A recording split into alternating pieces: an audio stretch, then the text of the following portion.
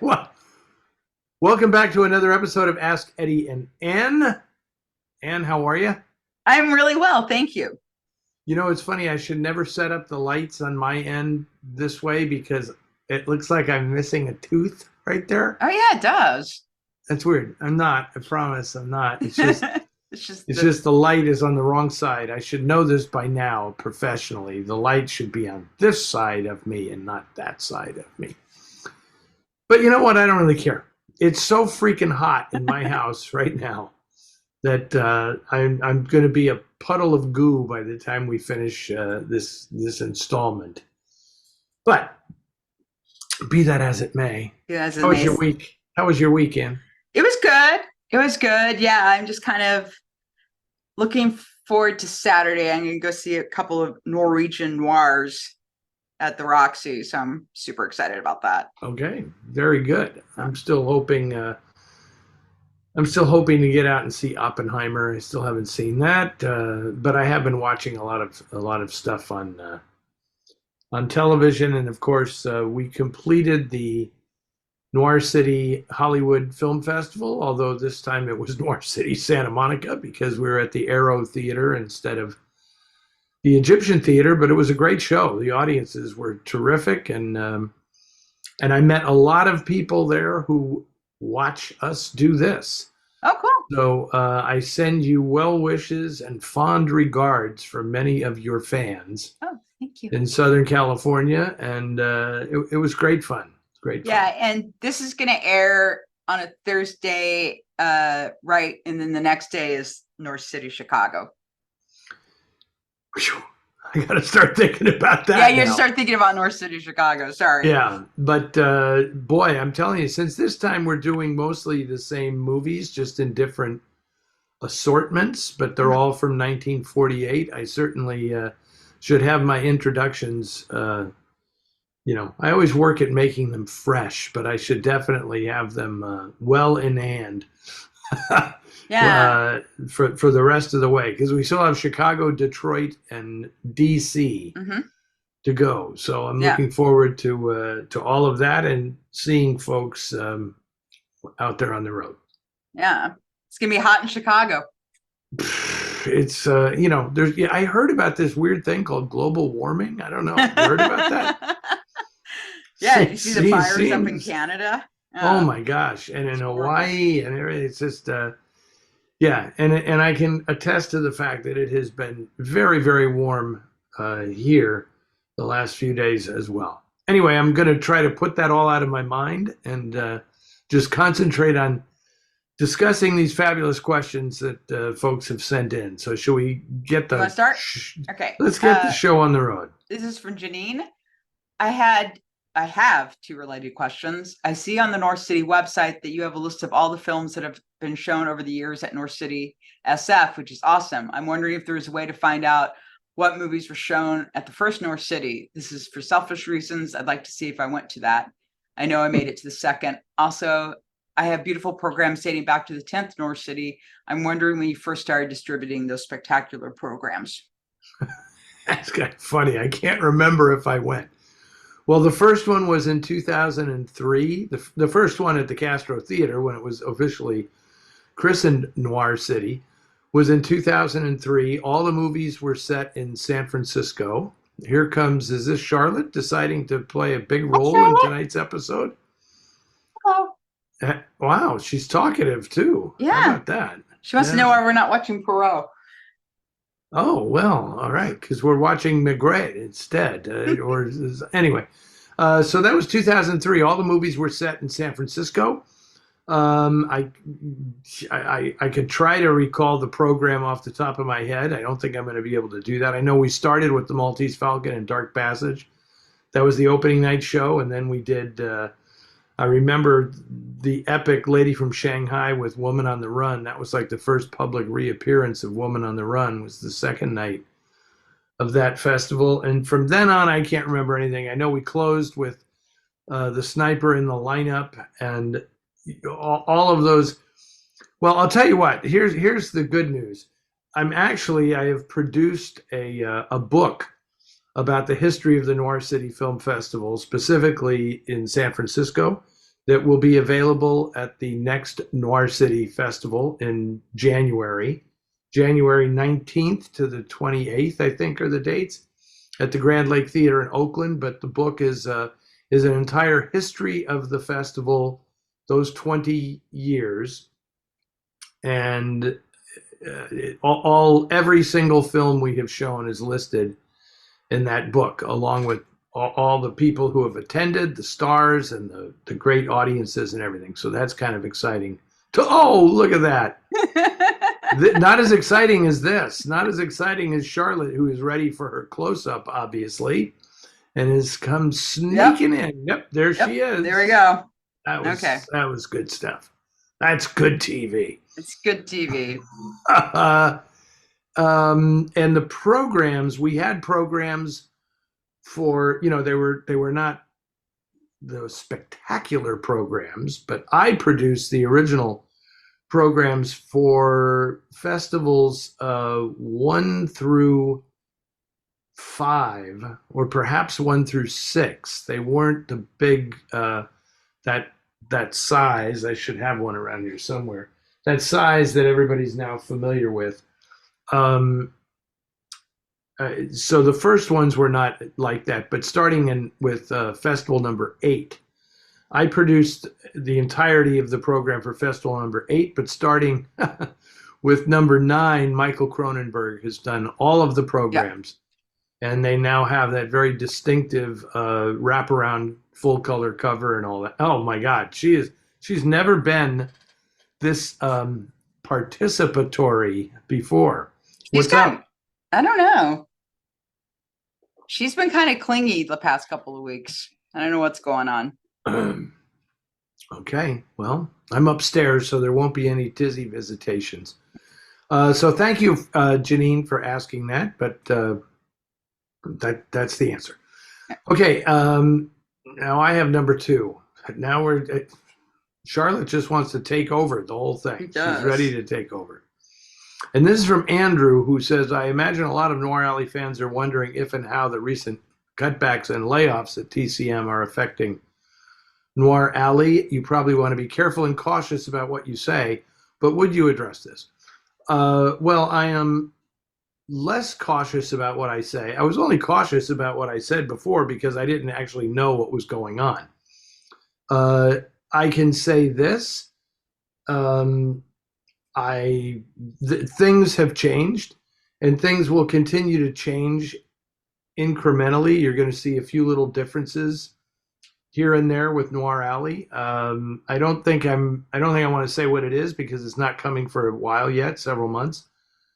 But overall, things are good. I am putting together next year's schedule of films, and I'm pretty pleased with it. And I feel pretty safe in saying that the idea that was floating around this summer that TCM was in dire jeopardy of shutting down or something is absolutely not the case. Very happy to have Vice President of Programming Charlie Tabish back. I just saw Charlie when I was in LA, and we had a long talk about this whole situation. And it's very interesting. I was pleased to know that folks who paid attention to all those media accounts about what was happening and how Martin Scorsese and Steven Spielberg and Paul Thomas Anderson kind of enacted what I call a telephonic intervention to stress the necessity for TCM continuing in the form that it presently has. That was more than just talk. Those guys have discussed with Charlie at great length ideas they have about the network and what they can contribute to the programming, and perhaps even stuff beyond the movies themselves, but more. This is probably not the way to phrase this, but I'm going to do it anyway. Kind of bringing more like a Criterion style approach to the material on TCM. I think that's something that those 3 guys would be particularly interested in doing and particularly adept at facilitating. So that's where everything kind of stands right now. But anybody who's worried, just know that I have programmed Noir Alley through the rest of 2024, and I only do it a year at a time. So that doesn't mean Right. don't assume that that means it's only through 2024. I only do this a year at a time. So so it's good. It's good news. Okay. This is from Stacy. I would love to know about your relationship with Robert Osborne. I know you did some intros and outros with him. I finally think of him every time I watch TCM. I had no idea TCM existed until I moved to a town that had it on cable in 2006. When I discovered it, it felt like I was finally home. Nor Alley is my favorite room. He seemed like an amazing human and lover of all things classic film. I'm most grateful for what he did for us. Well, that's very nice, Stacy. And what um yeah, Robert was a great guy. Uh as advertised.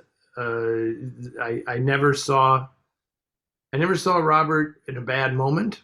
I'm sure he had them, but I certainly was never witness to it. Uh Ben and I would call him the Walter Cronkite of classic cinema because he was just so trusted by the fans and beloved by the fans.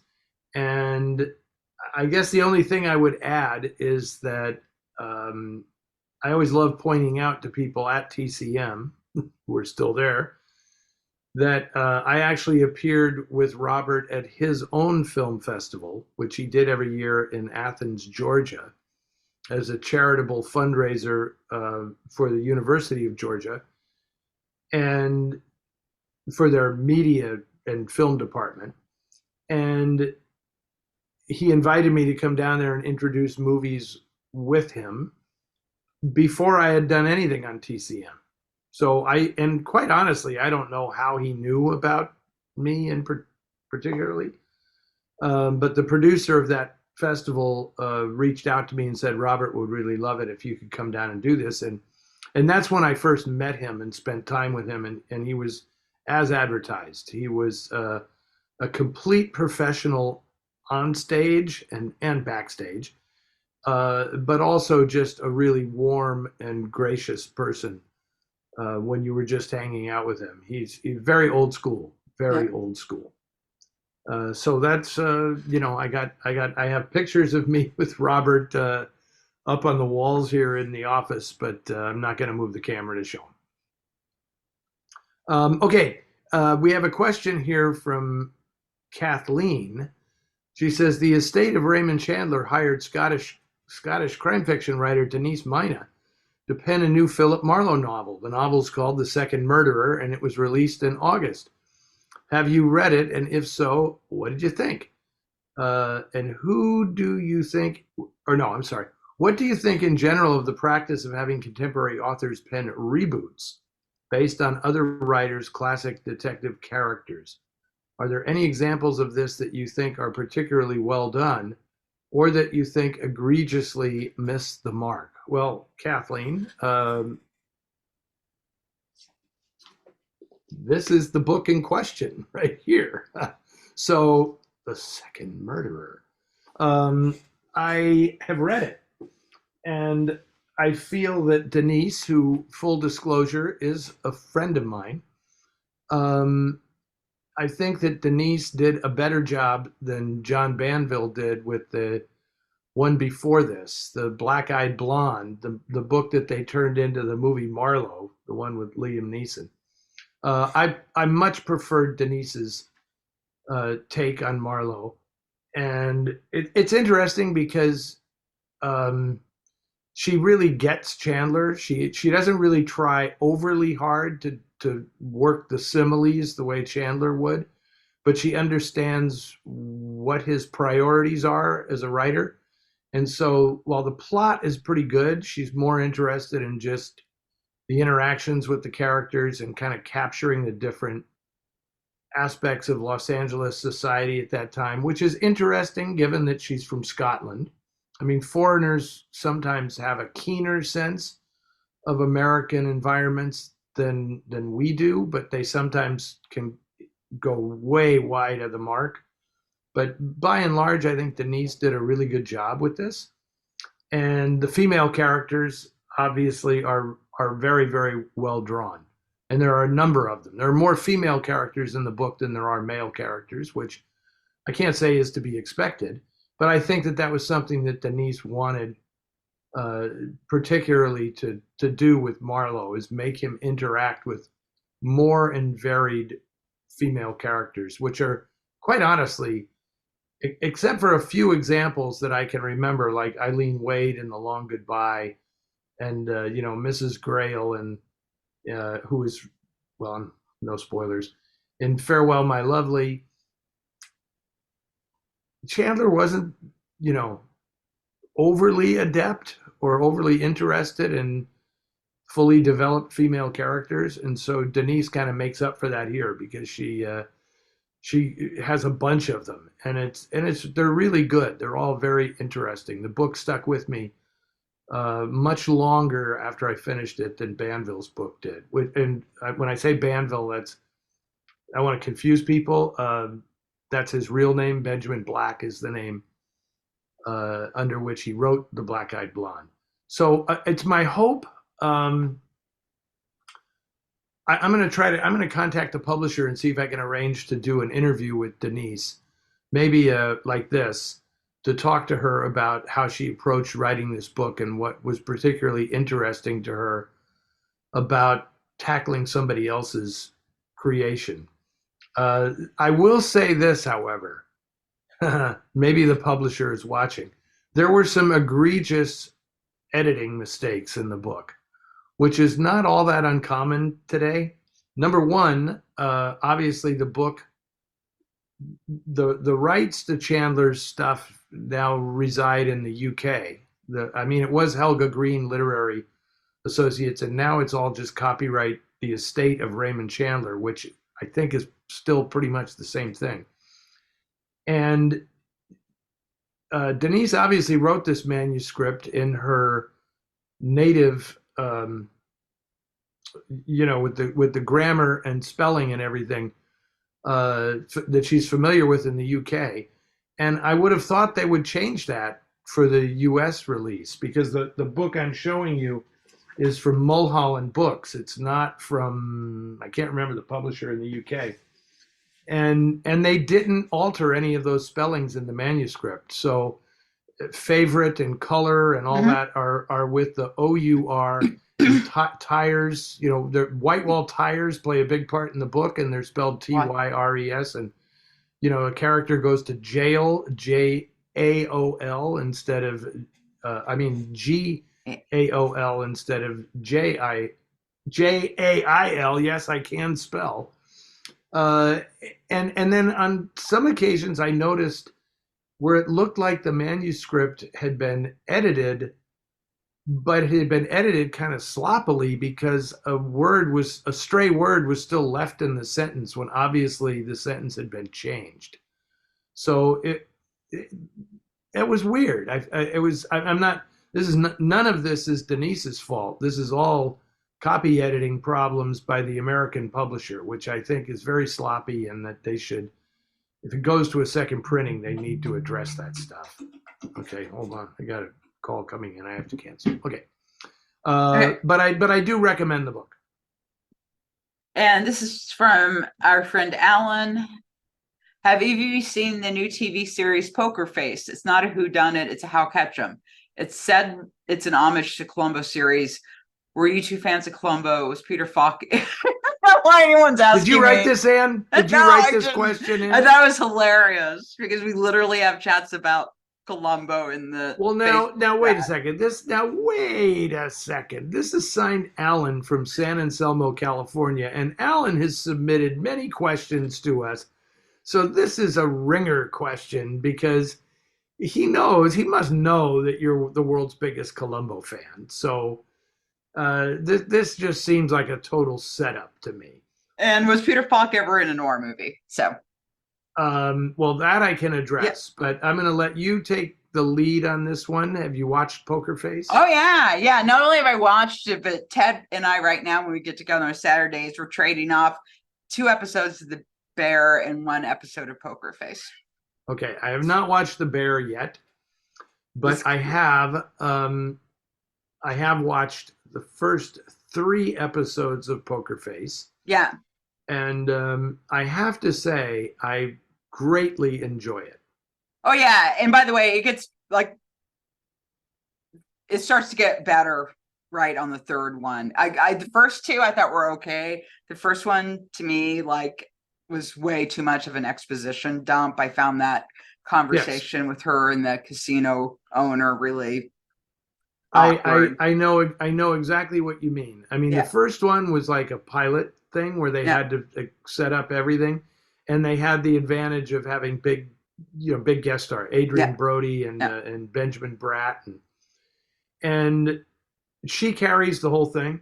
Yeah. I mean, Natasha Lyonne is just terrific. She is just perfect in this role, and I also find it not only has it's Columbo, but that is not sufficient to explain to The people. Fugitive. Correct, and ding, ding, ding.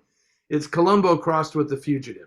Yeah. So I'm going to assume that Ryan Johnson, who is the creator of this show, Yeah. who's the guy who did Brick and the Knives Out movies and all that stuff, and I'm going to assume that was his MO was I'm going to cross Columbo with The Fugitive. Like, what if Dr. Richard Kimball had to like solve a crime in all of these episodes where he went into a town and you know this is gonna the show is I suspect will end up feeling really contrived because okay, I'm just going to say this. I mean, Poker Face is a great name for the show given her special ability. Yeah. And people who don't know this, she has the ability to know when people are lying.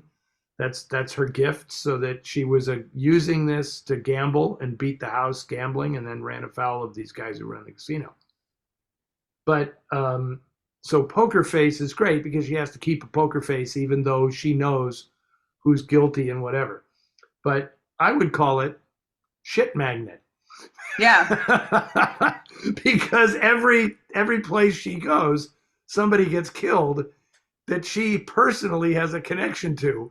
And then she has to figure out what happened to them and then drive off at the end, just like David Jansen in The Fugitive, down the road to the next poor sap who's going to meet this wastrel on the road. So it's a great premise. And the thing I really love about it is that they understand what made those old shows so great.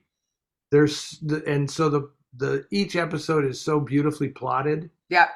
And it's so satisfying in that way where it's like there's a lot of those of course moments in the show. And it's just terrific. Like in the 3rd one, I love it was such a contrivance, but when the contrivance is good, it's so satisfying. That black disc jockey in the 3rd show, he was so great and I love finding, and this is what I like about Ryan Johnson. He has all of these cultural touchstones because when that character was just like Cleavon Little in Vanishing Point, you know, and it's just like, but with a twist, you know, but he's like the unexpected black disc jockey out in the middle of Texas, you know, and it's cool. I like the show. Yeah, I mean, I think it's really well done, and I like it. Well, one, I love that they use the Columbo font for the open for the credits, which made me happy. And I think that her character, like Columbo, has a real compassion for people, which was an aspect of his character that I always really liked. I feel is very much in her. So I liked that a lot. And of course, they're doing this same thing that Columbo did, which is you have this big guest star as the killer. So that's really fun, you know. And yeah, and of course it's good. And yeah, like I said, I thought like the 3rd episode was the one where it really hit its stride. So if people are watching it, just make sure you get to the 3rd episode. At the first 2, you're like, about it, because really once it hits the third one, I felt like it really hit its rhythm. I agree. The third one, which is as far as I've gotten, was by far the best of the Yeah, bunch. yeah, Just in terms of how tight it was and how well conceived the whole package was, you know. yeah, and that's not even my favorite ones out of the series. Those Okay, come good. later I'll in. probably watch another one tonight. Yeah, you should, and it's She great. is just terrific. Why do I mean, do you know anything about her? Like, Oh yeah, yeah. I mean, she was oh my God, what's the name of the film? It's the one with Alan Arkin. He's their dad, and it's, oh God, I can't believe I can't remember the name of this. Oh man. Anyway, so that was kind of her first thing. Her dad is kind of a loser, and they're kind of going. They wind up. He gets them into an apartment in Beverly Hills so they can go to a good school. Is basically the premise of it. And it's just sort of it's sort of like a family drama / comedy, which I cannot remember the name of. I think it has Beverly Hills in the title. And then she had a really interesting show on Netflix. I still haven't watched the second season of it, but the premise is basically of her kind of reliving the same day. And she's like, it's kind of hard to explain, but that was really, is that Russian roulette? Oh geez, I can't remember the name of anything. that sounds familiar. Russian roulette sounds familiar. Yeah, but it's really good. Russian dolls. Russian dolls. Okay. Russian dolls. And I haven't watched the second season, but the first season was really good. She was in Orange is the New Black as well. That's where I've seen her before. Okay. Yeah. Thank you. I knew I had seen her before. She just feels so familiar. I mean, she's got a wonderful quality. She is so amusing, and she's got a great voice, kind of a throwback, because I always complain that performers today don't have very distinctive voices, and Oh, it's hers.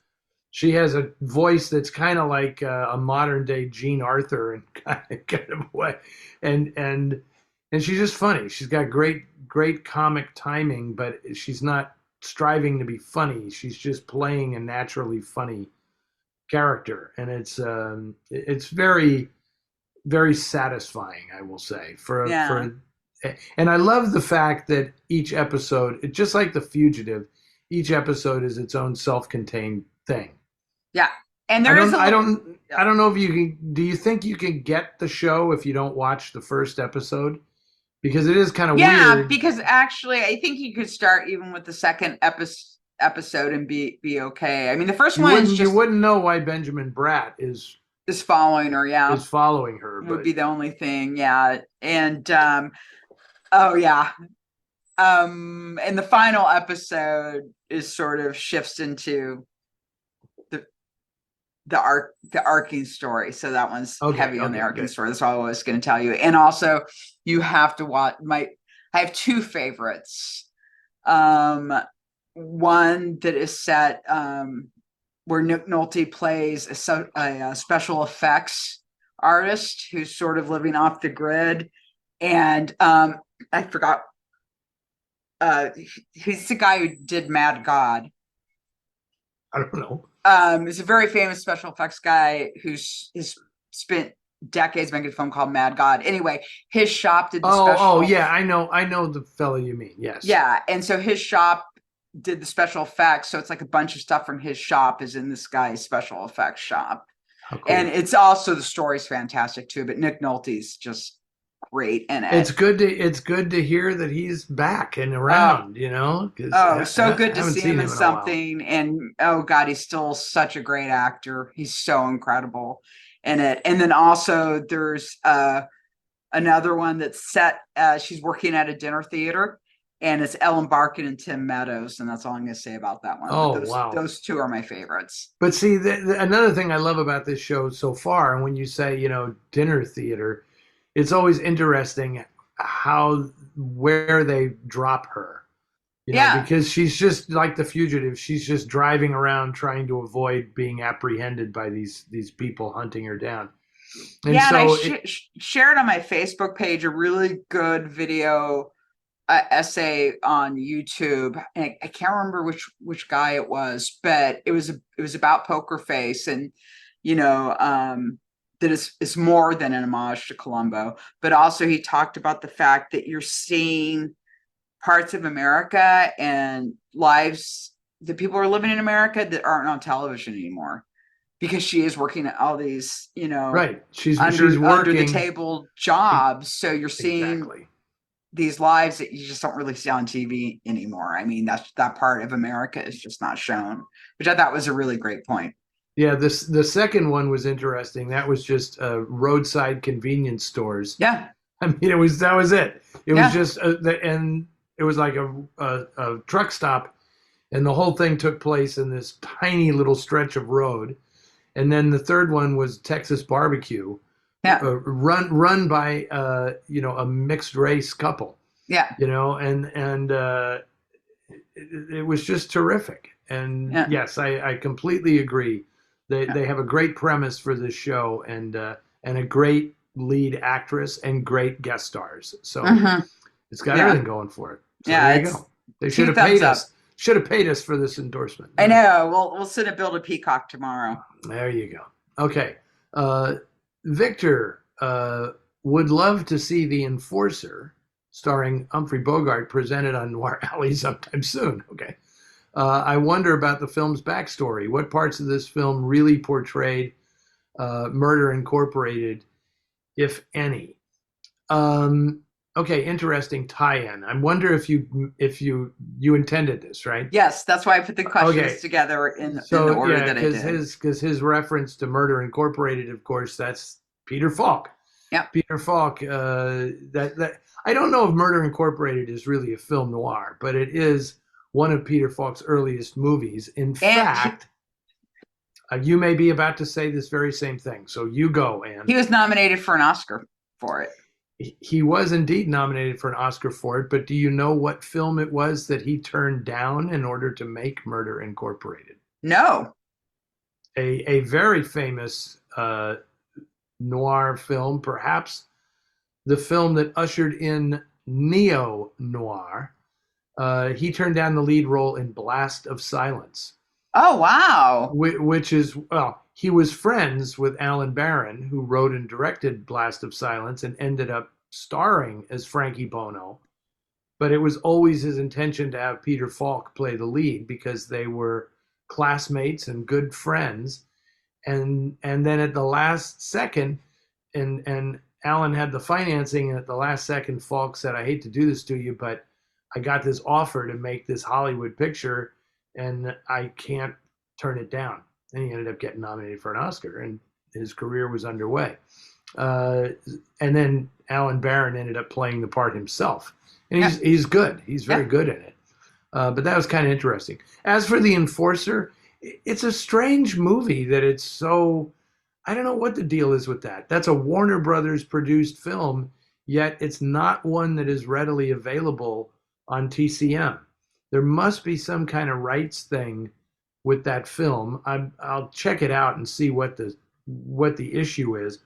But I would not put too much. I would take with a big grain of salt that there's anything really accurate about Murder Incorporated. The only thing is, there's a famous story about Abe Relis, being killed while he was waiting to testify.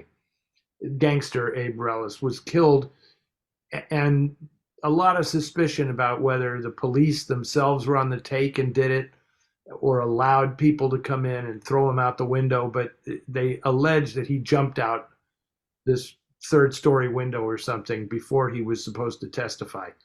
And that's kind of the premise of The Enforcer, is that they've located a guy and they're trying to protect him, but then they can't. And um, it's an odd film. It's not one of my favorite Bogart movies. Brintain Windus was the director, who has a few credits to his name. For some weird reason, people, and I honestly don't know the backstory, but very much like He Walked by Night, people want to credit where they credit Anthony Mann for a lot of the best stuff in He Walked by Night, and Alfred Worker gets the short end of the stick. On The Enforcer, they claim that Raoul Walsh came in and directed a bunch of stuff in the movie, and and Brintain Windust. How about that? Who was a real guy and was a stage director primarily. Um, he doesn't get the credit he or blame that Right. he deserves for that movie. I mean, it's just weird. It's a time capsule movie. It's one of those things where they're kind of so obsessed with making it topical, and there's some gadgetry involved at the climax of the film where Bogart is broadcast like, "Stay off the streets, Teresa, whatever, stay off the street." And to a modern audience, it doesn't play all that well. Um, but we'll see. I mean, I would certainly show it if it was easier to get a hold of it, but um, so far, no luck. This is Ed from Washington, D.C. Since becoming interested in film noir, I've seen several films with Richard Basehart, including his performance in Tension, as well as his role as the creepy villain in He Walked by Night. Did he ever talk about his career in noir films? I saw Basehart live on stage in the 1970s playing Macbeth at a theater near Philadelphia. Did any other noir actors perform Shakespeare on stage? Interesting. Ed, I have never read a single word by Richard Basehart about his quote unquote noir films beyond what he said in interviews at the time he was starting out. Because, like Richard Widmark and like, I don't know, Burt Lancaster, Basehart was basically making noir when he first came to Hollywood. I mean, Yeah. Repeat Performance and Reign of Terror and Outside the Wall and House on Telegraph Hill and Tension. And, I know I'm forgetting a few of them, but it was He Walked by Night, obviously. It was just one noir film after another.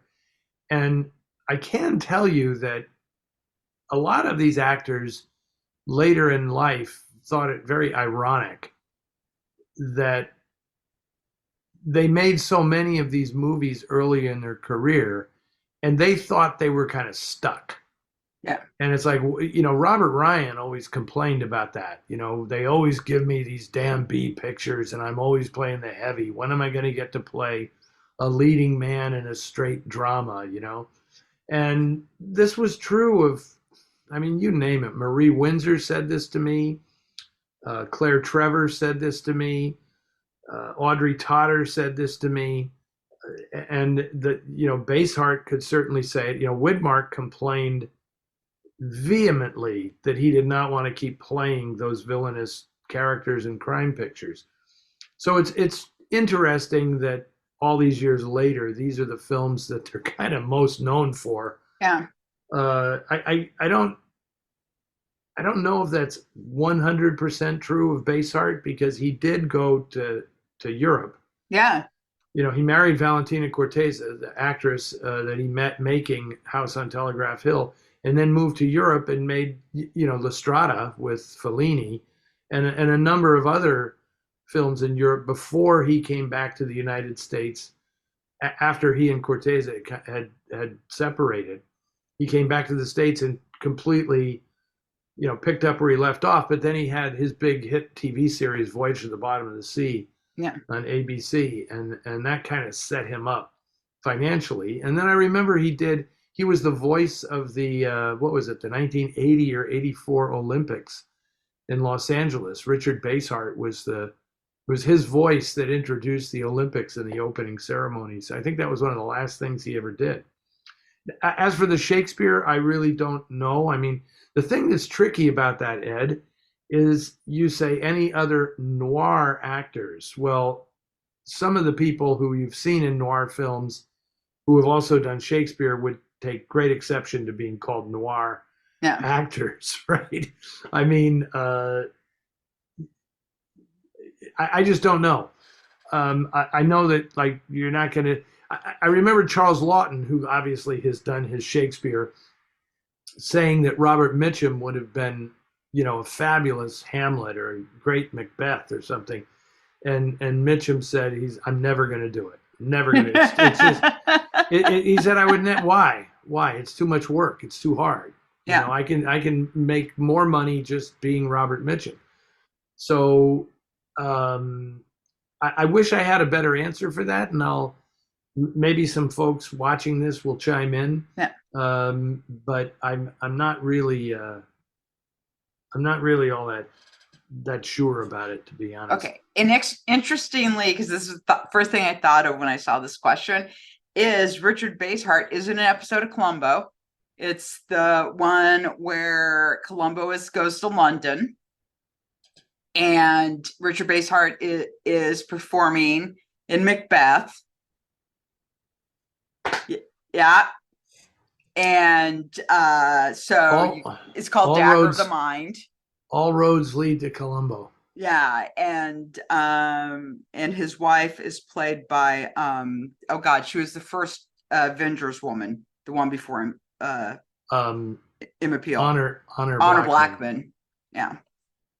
So, and she's fantastic in it, and they're so great together. Yeah, yeah, and they shot a bunch of nice second unit of London in it too. Yeah. Okay. It's really I obviously need to brush up on my Columbos because I've seen, I know this is why physical media exists, right? Because you saw all of these, right? Watching them on DVDs and yeah, stuff, I mean, right? we watched it when I was a kid. We watched it because we always watched the mysteries. It was in a rotation with a couple other things. And so, yeah, so I grew up watching it, and then then it like came up on A&E for a while, and then, yeah, I wound up buying them all, which I do not regret because I've watched my set, like every one of those probably 3 times already. And was it the Sunday night mystery movie? Sunday night mystery movie. It was Columbo, and wasn't McLeod? McLeod and McMillan and wife. McMillan and wife, yeah. With Rock Hudson, yeah, absolutely. And yeah. God, I'm drawing a blank. Who McMillan and wife? That would never fly today. Who played his wife on the show? It was what's her name? I can't remember. She was younger and a brunette. Yeah. Whose name escapes me. How weird. I'm sad. I used to have a steel trap with all this stuff. I know. Mine's gone too because I can picture her in my head. And Nancy Walker was their maid. Yeah. And McLeod was based on Coogan's Bluff, the Don Siegel movie with Clint Eastwood, and then they took the character and made it a TV show with Dennis Weaver. So that was kind of, which is weird because when I watched Coogan's Bluff, I did not know that ahead of time, and then I was like, oh my god, this is just like McLeod. Yes. Okay. Our buddy Doug in Silver Spring, Maryland, said, what do you think of Roger Corman's 1962 film, The Intruder? And do you consider it to be noir? Have you seen The Intruder, Anne? Yes, I have seen The Intruder. It's I don't really think of it as a noir film, but I know Corman is extremely proud of that movie. Well, yeah, because it's like his big social commentary film, and it's good. You know something? It's just as relevant today. Isn't that great? Yeah, isn't that lovely? Isn't that lovely? But when I had the honor of interviewing Roger Corman on one of these TCM cruises a few years ago. I'm so jealous, Eddie. I am so jealous. Yeah, and better than that, I'll make you even more jealous. Better than doing the interview on stage was having breakfast and lunch with him. I bet. And then it's like he doesn't have to really be cautious about what he says. But he was just incredible. And he talked quite a bit about The Intruder and how much he loved that movie and how dangerous it was making the movie because they went into, I forget the town they were in, but it was very much like the experience that Clarence Brown had making Intruder in the Dust. Yeah. When he went right into Oxford, Mississippi, where, Faulkner's hometown, to shoot that movie, and ended up getting townspeople in it and everything. And it was a very unflattering depiction of Oxford, Mississippi. Yeah.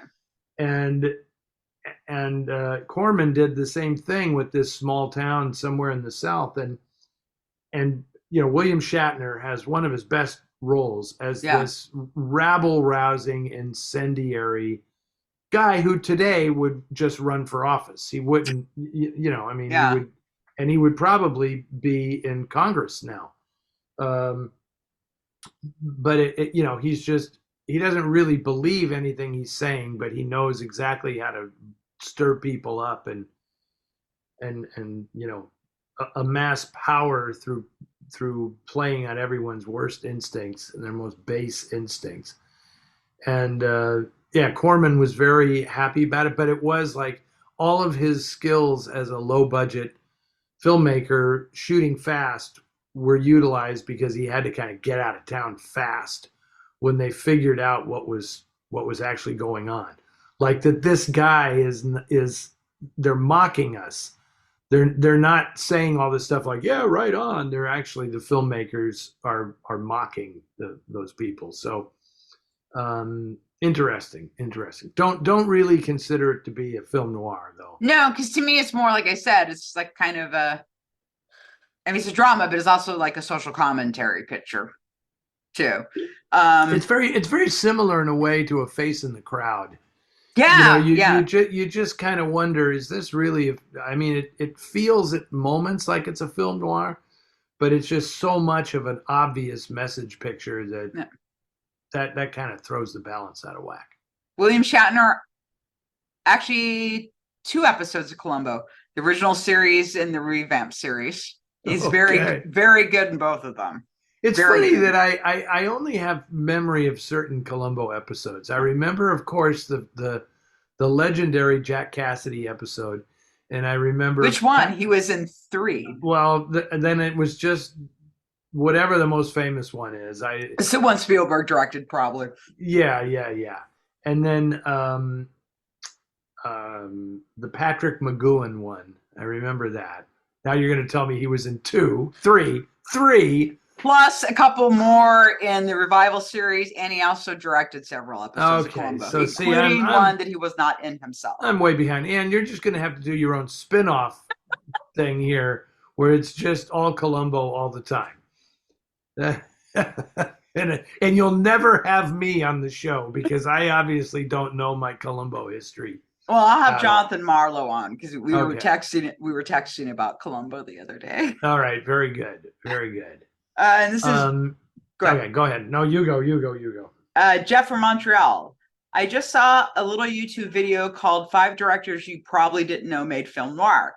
I was curious to hear Eddie's opinion on those directors and which movies from them he would consider good noirs worth watching. William Dietrich, Delmore Davies, Anthony Mann, Robert Wise, Gene Negalusco. Oh my God. Directors you probably didn't know, directed. How do you not know Anthony Mann? Anthony Mann, Robert Wise. And Robert Wise, yeah. Bet you didn't know Robert Wise directed science fiction. Bet you didn't know that Robert Wise directed horror films. Bet you didn't know that Robert Wise directed frothy romance comedies. Bet you didn't know that Robert Wise directed 2 of the greatest musicals of all time. And I would argue maybe the greatest ghost story of all time. Absolutely. I don't think there's been a better one. I really don't. I'm with you. So Robert Wise, and Anthony Mann, of course. Yeah. I guess they're assuming that people, if they know Anthony Mann, they know him for the westerns. For the westerns, 50s. yeah. And then the spectacles, Fall of the Roman Empire and El Cid and stuff like that. But those 2 guys. William Dieter did a lot of. I mean, he was huge in the 1930s. He was a big director, but by the noir era, he was kind of not getting the prize assignment. So he ended up directing a lot of stuff, some of which is really good. I'm a big fan of The Accused with Loretta Young and Bob Cummings and Wendell Corey. I think that's a terrific movie. And he also did Dark City, the original Dark City with Charlton Heston and Liz Scott, and this kind of noirish adventure yarn called Rope of Sand. He did that one. And of course, he did The Turning Point, which I really enjoy with William Holden and Alexis Smith. Those are all really, really good movies. Delmer Daves is mostly famous for, Dark Passage. And I guess he's more a Western kind of guy as well. Uh, I can't, off the top of my head, I can't think of another noir film right now that Delmer Daves did. I think it's just Dark Passage is the one. But Jean Negulesco, I've talked about many times on Noir Alley because he's probably one of the most. See, he's the only one on this list that I would say is a bit neglected. Yeah. From The Mask of Demetrios through Nobody Lives Forever and Deep Valley, and I know I'm forgetting a bunch of stuff, but in the 40s, oh, Three Strangers, which I absolutely love, which I think it might be his best film in the 40s. Uh, and much like Anthony Mann, he ended up, at 20th Century Fox making, How to Marry a Millionaire and stuff like that.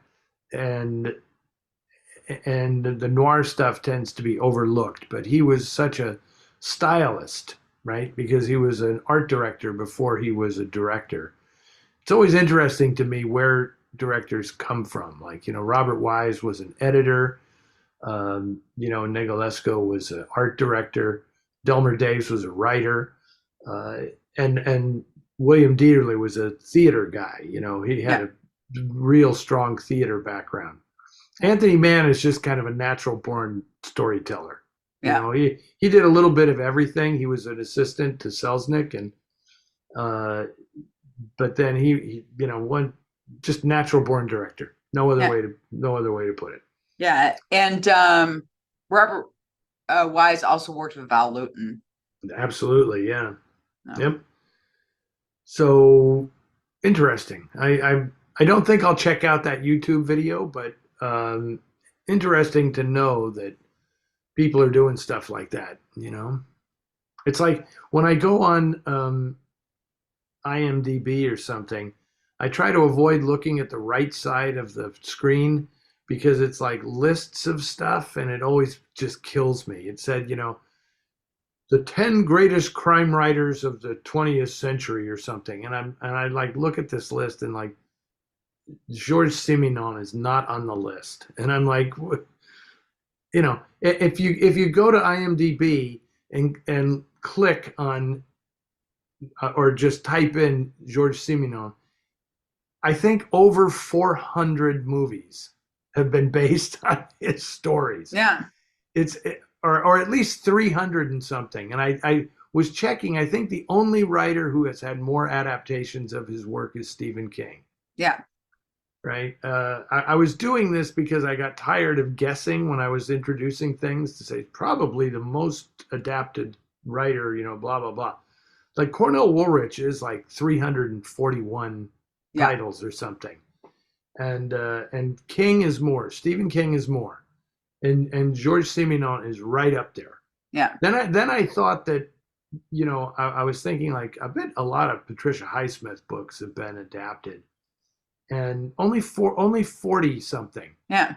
But who has a lot is James Hadley Chase, and also who's the other guy that I always confuse the two. I'm not embarrassed to say, John Dixon Carr Yeah. and James Hadley Chase.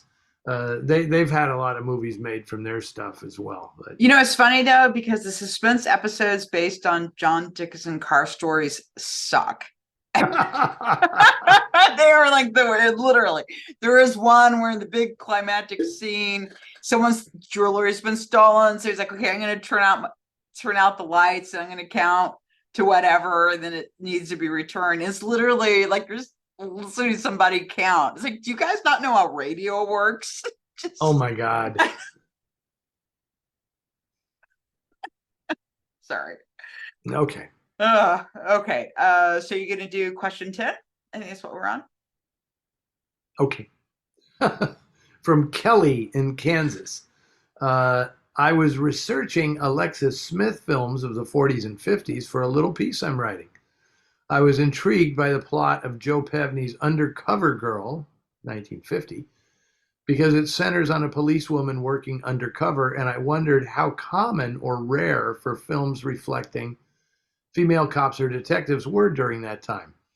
That premise is one of the reasons I enjoy Lucille Ball in Lured, but I couldn't find Undercover Girl anywhere to stream or buy. It does exist. We showed it at a Noir City Festival in LA, probably it was either just before COVID. I think it was just before COVID.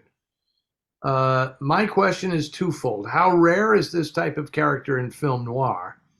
And why can I not find this film and other films like this? Uh, it's a Universal picture. They don't fully exploit their catalog. Let's just put it that way.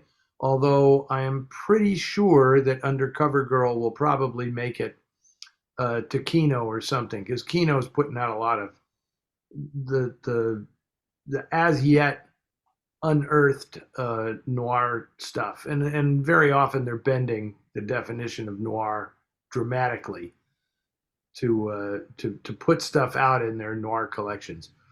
As for how rare that is, it's extremely rare to have a woman be a professional detective, but often they're just doing it, like Lucille Ball, who is working with the police, but she's not, of the police. Obviously, Ella Raines in Phantom Lady is the detective in the story, but she's just, Alan Curtis's secretary. The one I know of, and of course, Beverly Garland played a female cop on a show called Decoy, a TV show called Decoy. The one I know of is Mary Ryan Detective, with Marcia Hunt playing an actual female detective. And I think she also played one in Kid Glove Killer, which was like a B film from 1942, I think, where she was with a very, very young Van Heflin, who was like a forensics guy.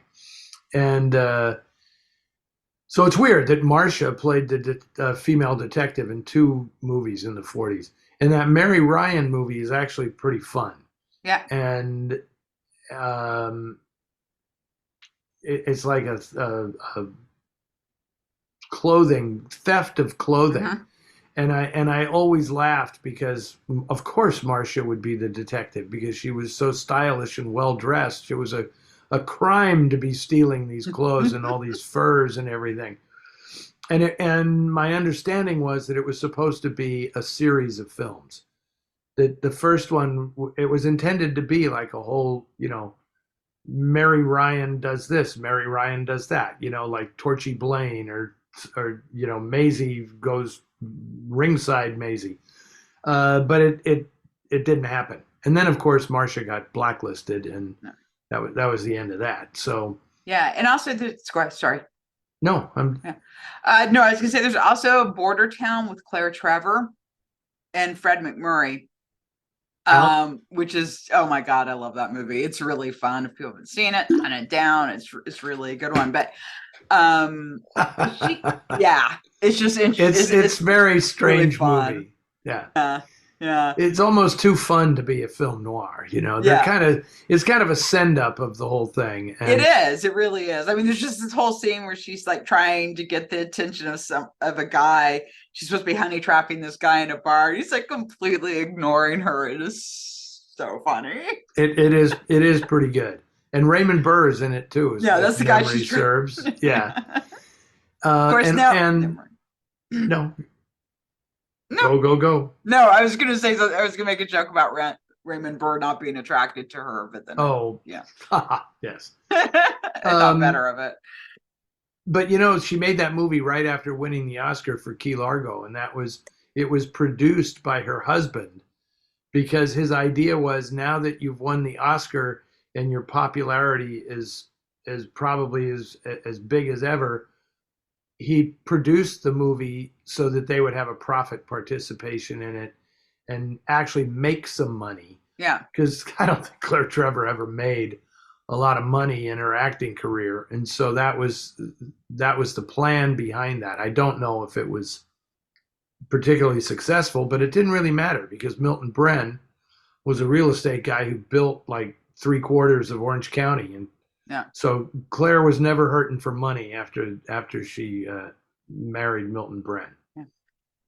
And she's on an episode of Murder, She Wrote with Patrick McGowan. It's her and Patrick McGowan in the same episode, which is the only reason why I watched it. It's the only time I ever watched that show. But it's too bad. they were I both in wonder it. if it's too bad that Murder, She Wrote didn't have somebody on the crew that was like a huge old movie fan. I mean, No. obviously the producers were because Yeah. they kept casting these people, or maybe Angela Lansbury knew and said, I want Ruth Roman in this episode and blah blah blah.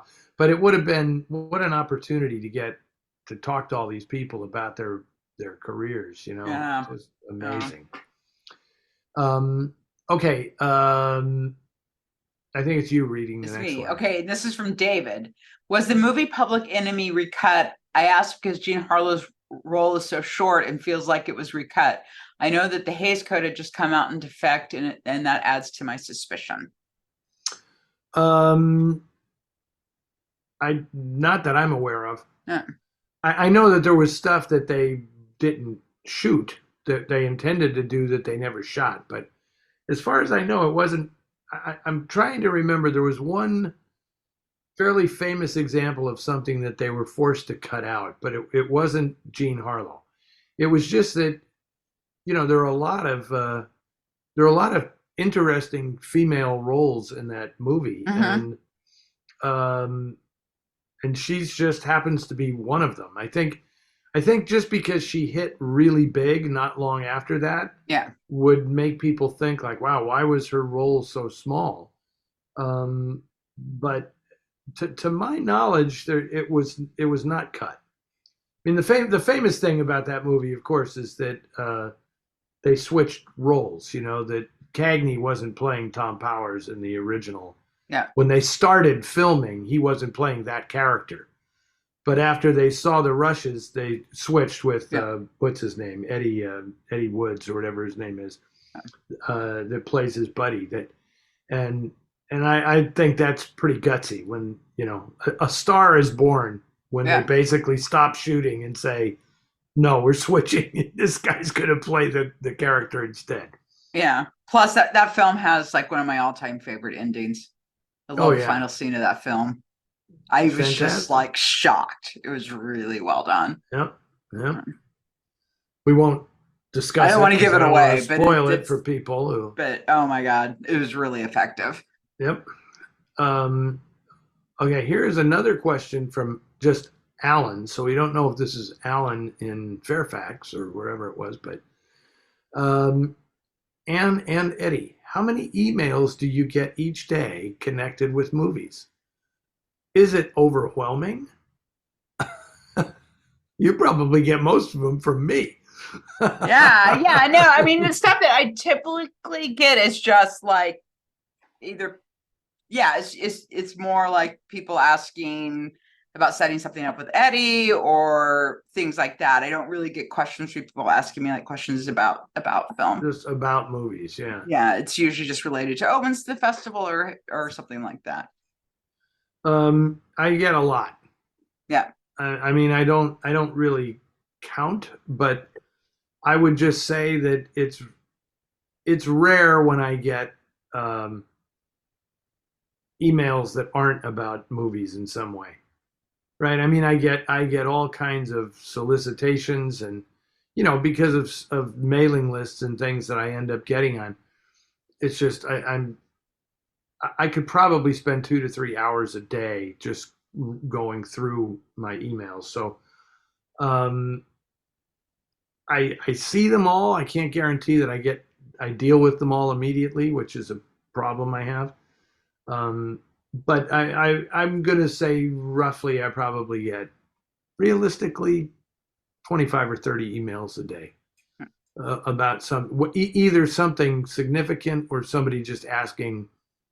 I don't mean to say it's insignificant when someone asks. I saw a movie when I was 10 years old, and there was a car on a bridge in the rain. Can you tell me what the movie was? I get a fair amount of those, Yeah. Okay. Who's reading the next one? I think it's me. It's you. So this is Timothy from Schenectady, New York.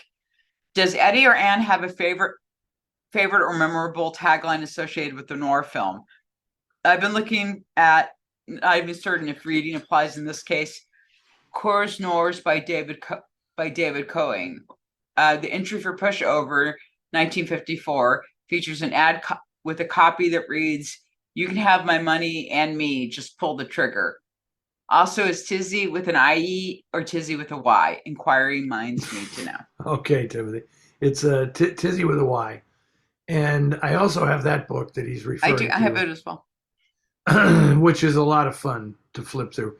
There's my favorite is Shield for Murder, and the tagline is "Dame Hungry Killer Cop Runs Berserk."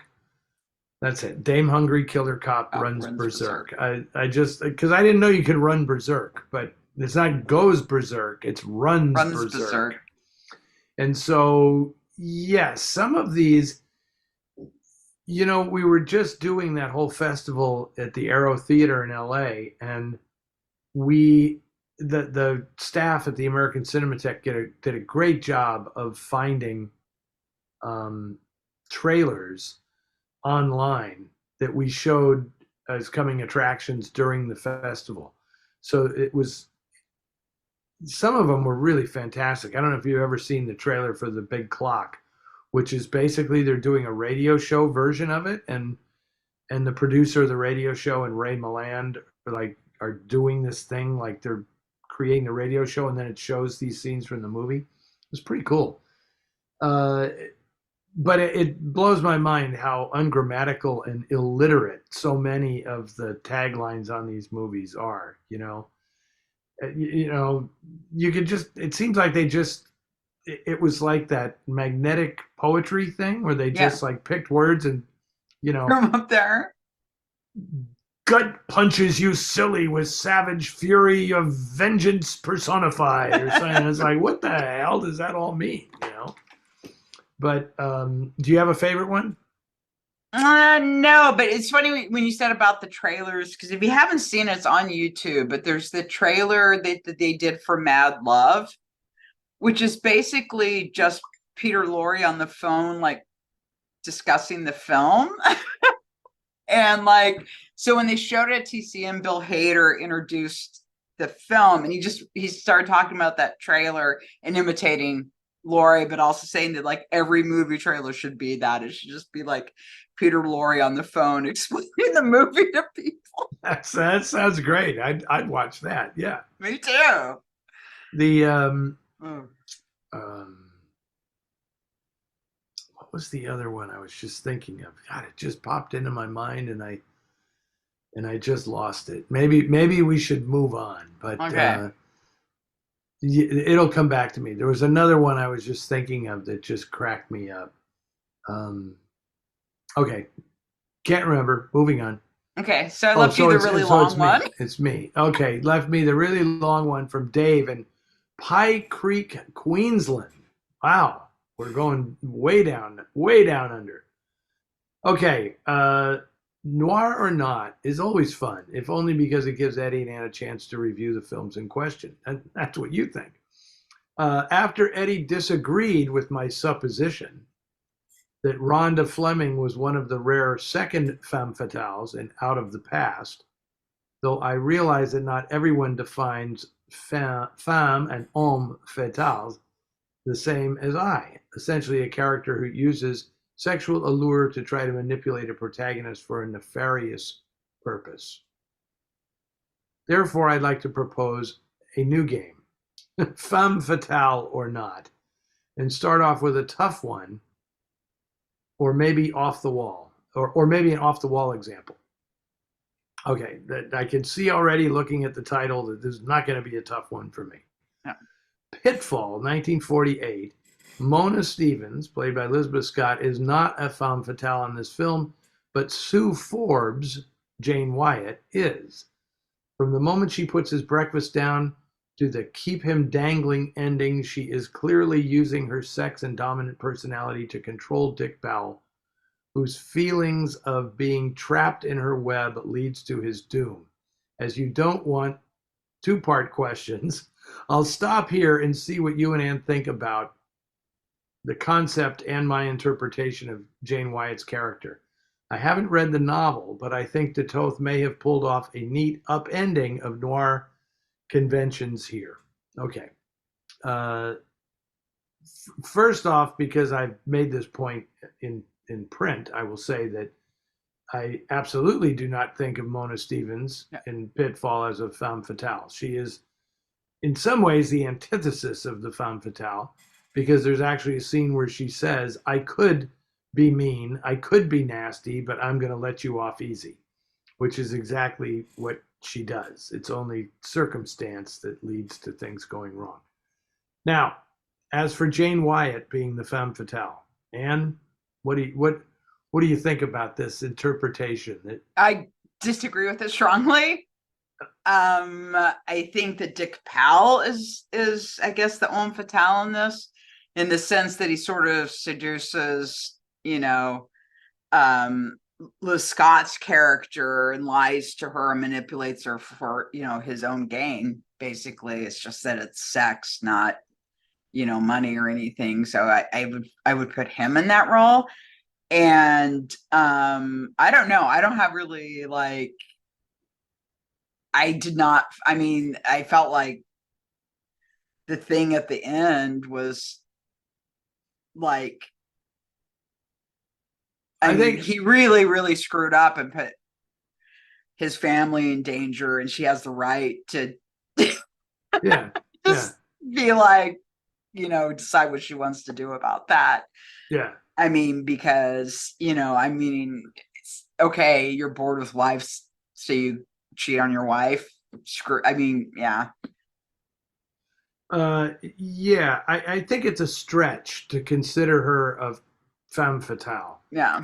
But really, because all she's doing, I mean, if you have an aversion to domesticity and somehow you equate that with emasculation, I suppose you could see her as a femme fatale but to me, it just doesn't come off that way because Dave is using some terminology here, like she uses her sex and dominant personality. She got very protective of her home and her security in that film, and I don't necessarily think that's a domineering or manipulative thing in the characterization. By contrast, look at Jane Wyatt and The Man Who Cheated Himself. Oh, yeah. Where she is totally a femme fatale, which is why people who haven't seen that movie, when they hear Dave say, Jane Wyatt is the femme fatale, normally you would laugh that off and say Jane Wyatt is incapable of being a femme fatale. That just wasn't her thing, right? But if you've seen The Man Who Cheated Himself, you know that I don't know how effectively she played the part, but she certainly was the femme fatale in that. Oh, movie. I love her in that. She's so ruthless. I think she did a great job. I like it too, but I know that a lot of people are like, I couldn't believe it for a second, and it's like you've obviously seen way too many episodes of Father Knows Best. And I hadn't really seen that show, so I guess I didn't go with the preconceived notion. But I thought she was just, oh my god, her character was just. And the end is great when she's just moved so on. Great. I love that. It's great. So. Yeah, I know that it's interesting, and I have heard several people comment, men, on the ending of Pitfall as though Dick Powell was the one going to prison instead of Liz Scott, And it's like, no, she's actually going to jail. He's going home.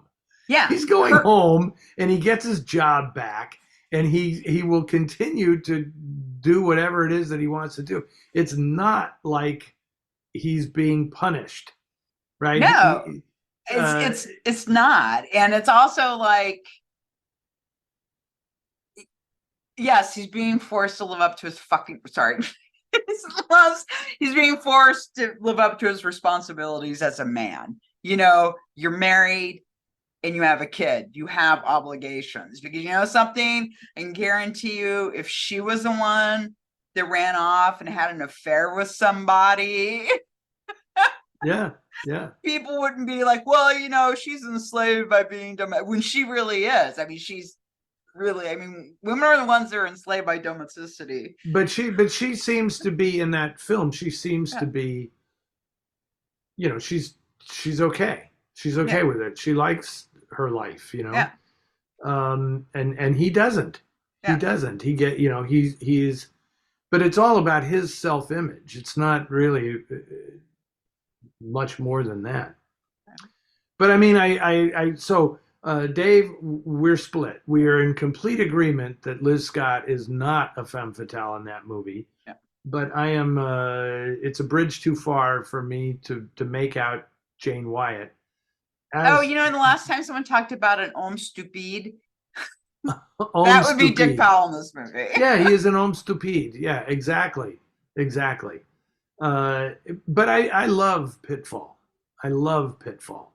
I Yeah, think it's just an amazingly well done film, and one that where the ending to me, uh, although it's not super dramatic, it feels very real and very believable. And I hmm, like the way Jane Wyatt plays that last scene and kind of reads him the riot act. yeah, The only thing about that movie that is so frustrating, and I honestly wish Andre was still alive because I never asked him this when I had the opportunity, is whether it was his intention to just have Mona disappear from the movie the yeah, way she does. Because de Toth was such an interesting yeah. filmmaker and such a contrarian. I think I talk about this ad nauseum on the audio commentary for Pitfall, which I did years ago, and I say it's so weird to me that he resists what every other Hollywood filmmaker would do, which is when they cross paths at the end, when he's leaving and she's being processed into the prisons, into the justice system. She's about to go in and go to jail. He resists having their paths actually cross. Yeah, which I think They is they they miss by like a second. She turns the corner and then he comes around and they don't even see each other. Whereas how many other films would have that moment where the two stars stop and look at each other, and there are certain actors who would even demand that happen. Do you think that if Joan Crawford was going off to jail at the end of a movie, she wouldn't get a turn back close up where she would be looking at the star and she'd give some, I guess I'm the one to be punished. yeah. No, but I But think that kind of, to me, it really works. It feels like what I think is happening, which is she's just being thrown away. He's had his yeah, excitement. Her life's ruined. Oh well. it's quite tragic what happens to Yeah, Mona, and I've it is. I have noted on that audio commentary and elsewhere that she's the most noirish character in the movie, Hmm. right? Because she doesn't really ask for any of this trouble that she gets, No, she but does she not. but she gets it from John Forbes. She gets it from Bill Smiley, the guy who's already in prison for giving Hmm. her all that stuff, and she gets it from Mac McDonald, the stalker played by Raymond Burr. She's screwed every which way she turns, Yeah, and she's the one that ends up going to jail. yeah. I know. But I think that, like I said, I mean, I think it's a really I think it's really powerful too, because I it's just very real that she doesn't have any power. She has yeah. no power, and she's beautiful, and you know everybody I takes all what they want from her. Yep, and I also think that's Liz Scott's best performance in a film. Oh, she's great in it. I think she's really, really good in that movie. Yeah. And Andre de Toth was such a good director of actors, something he never gets credit for because he had no real theatrical background that I'm aware of or anything. Yeah. He just knew what was genuine. He knew what felt genuine, and And I think he basically told Liz Scott, you're playing yourself, Yeah. basically, and made her feel really comfortable. But those scenes she has with Dick Powell in the bars, and then in her living room, she's just great. You'll be interested in this, Anne. One of the posters we shot for the next Noir City Film Festival was inspired by the end of Pitfall. Not the end of Pitfall, but the Liz Scott end of Pitfall. Yeah. So I will say no more about it, but I'll just note that I play the Raymond Burr part. Oh my. Creepy. Yes. So anyway, I look forward to releasing these poster images at some point soon. So it turned out great and it's pretty thrilling. So Okay, so we have very soon we're going to have another issue of North City Magazine come out. So that's something for people to look forward to. And Eddie, if they want the digital version of North City Magazine, how do they get it? if they want the digital version of Noir City, Yeah. they just have to donate a minimum of $20 to the Film Noir Foundation, which they can do at filmnoirfoundation.org. And that will get you an interactive digital edition of the magazine delivered directly to your inbox in PDF form.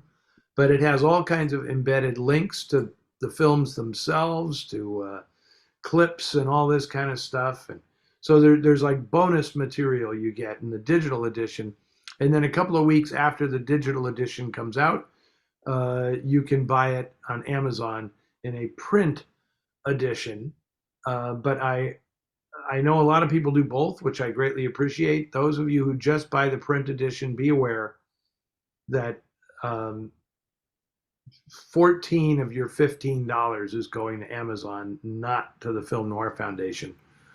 So if you can't live without a print edition, I totally understand. But consider just dropping a 20 on us anyway, or more, so that we're getting something out of it. And this is the first issue entirely edited by my colleague Imogen Sarah Smith, and it's pretty fabulous, I have to say. She has written a great piece.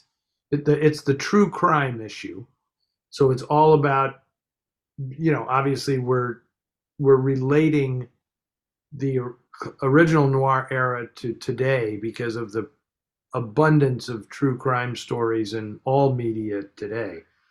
And so we asked ourselves the question, what was true crime back in the 1940s and 50s, And so I write a big overview piece on the movies from the classic noir era that you could call noir that were based on true crime.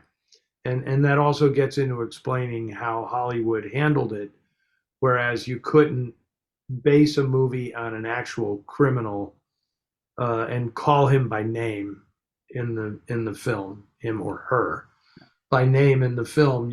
That was not allowed. So anyway, I really enjoyed researching and writing that story, and there's just all kinds of great stuff in the magazine, both classic and contemporary true crime stuff.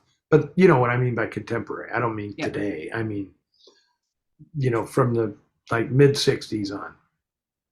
I talk quite a bit about In Cold Blood as one of the critical true crime stories, both as a novel and as a movie.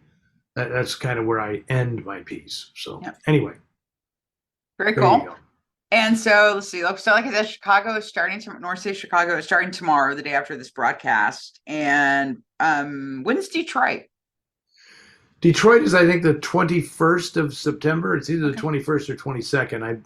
I get them confused because I have to fly out a day early. Yeah. Before the festival starts. But I really enjoyed the Detroit Fest at the Redford Theater. So that will be great fun. And then I will be in Washington, D.C. from October. I think that starts on October 13th is the opening of that. I'm always at the AFI Silver Theater for my birthday. So I will be the Sunday on that opening weekend is my birthday, and I think for the last well, I can't say the last because there were COVID interrupted things, but I have celebrated my birthday in Silver Spring, Maryland, probably more than I have at home in the last 10 to 15 years. Cool. So people come up and say happy birthday to him when he's there. You We'll guys see about going that. to the AFI. Yeah, so I just was gonna just tell people, because we do put this up on YouTube. So if you're watching on YouTube, it would be nice if you liked, subscribed, shared. That would be great. If you want to throw us some money, just come on over to filmnoirfoundation.org and give us a couple bucks if you want. Yes.